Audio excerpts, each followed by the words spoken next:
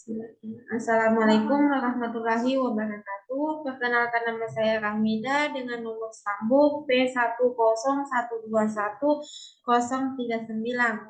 Nah, di sini saya akan membahas tentang penyakit diabetes mellitus. Tugas yang diberikan oleh Bapak Dr. Jamaluddin M. Sakun, SPD, MKes. Nah, adapun sub pembahasan yang akan saya bahas, yang pertama itu pengertian, yang kedua faktor risiko, yang ketiga tanda dan gejala, yang ketiga pencegahan, yang kelima penanganan. Nah, yang pertama ini ada pengertian.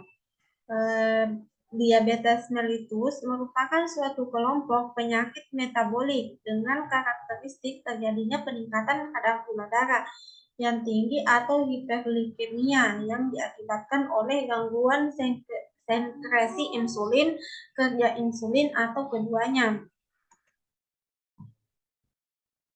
Nah, yang kedua itu faktor resiko. Nah, faktor resiko ini terdiri berbagai faktor. Yang pertama itu genetik.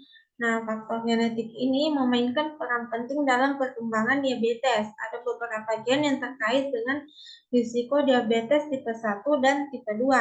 Nah, misalnya pada seseorang dari keluarga yang memiliki riwayat penyakit diabetes tipe 1 maupun tipe 2 akan berisiko lebih tinggi untuk menularkan penyakit tipe 1 maupun tipe 2. Nah, yang kedua itu obesitas.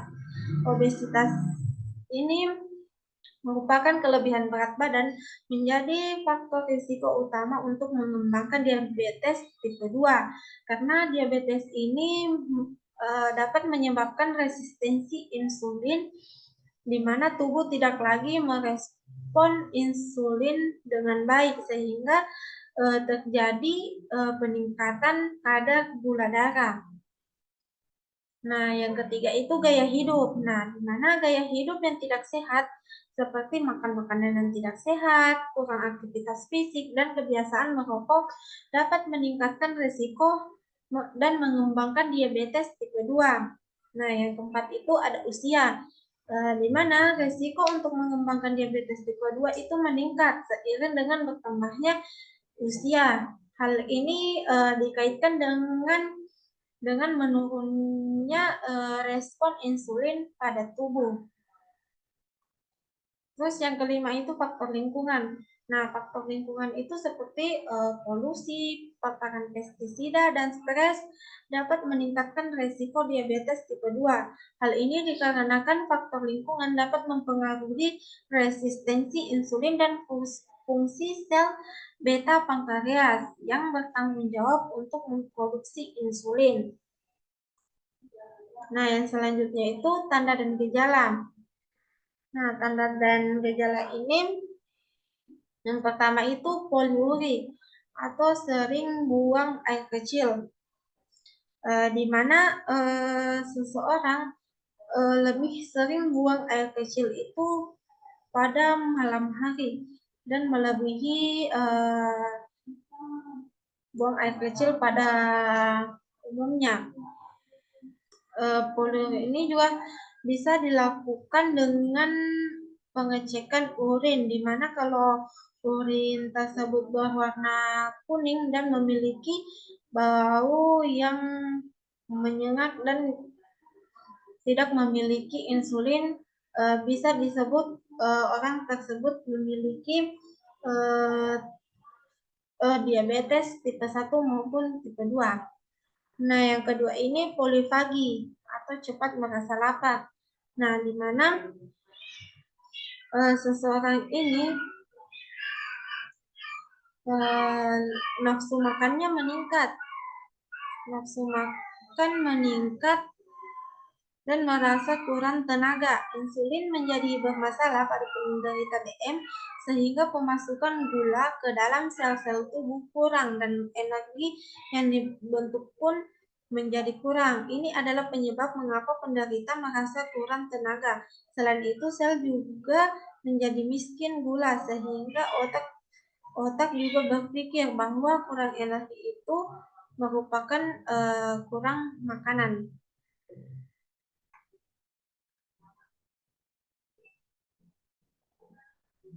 Nah, yang ketiga itu berat badan menurun. Nah, berat badan ini menurun ketika tubuh tidak mampu mendapatkan energi yang cukup dari gula karena kekurangan insulin.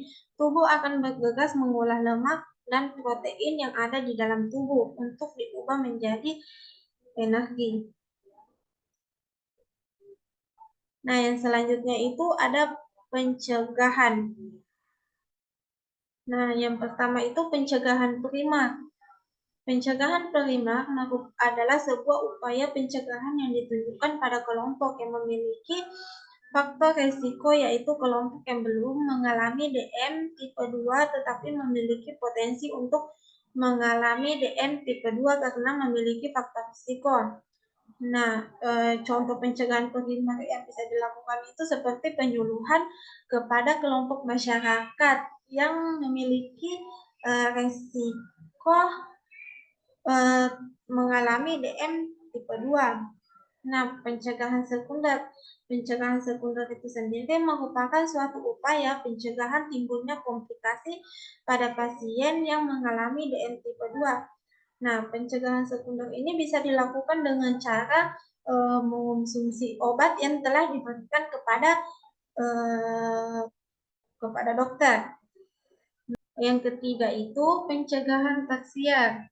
Pencegahan tersier adalah upaya yang dilakukan pada pasien DM tipe 2 yang mengalami komplikasi untuk mencegah kecacatan lebih lanjut. Nah, upaya ini dilakukan seperti rehabilitasi pada pasien, dilakukan sedini mungkin untuk mencegah terjadinya kecacatan pada penderita DM tipe 2. Nah, yang selanjutnya itu penanganan. Di mana penanganan ini dilakukan seperti mengatur pola makan yang sehat. Di mana penderita diabetes dianjurkan untuk konsumsi serat dianjurkan minimal 25 gram per hari. Diet yang baik akan mengurangi beban kerja insulin dengan mengoptimalisasikan pekerjaan insulin, mengubah glukosa menjadi glikogen. Nah, penanganan juga bisa dilakukan seperti olahraga teratur, mengonsumsi obat yang diberikan oleh dokter. Sekian dari presentasi saya, kurang lebihnya mohon maaf. Wassalamualaikum warahmatullahi wabarakatuh.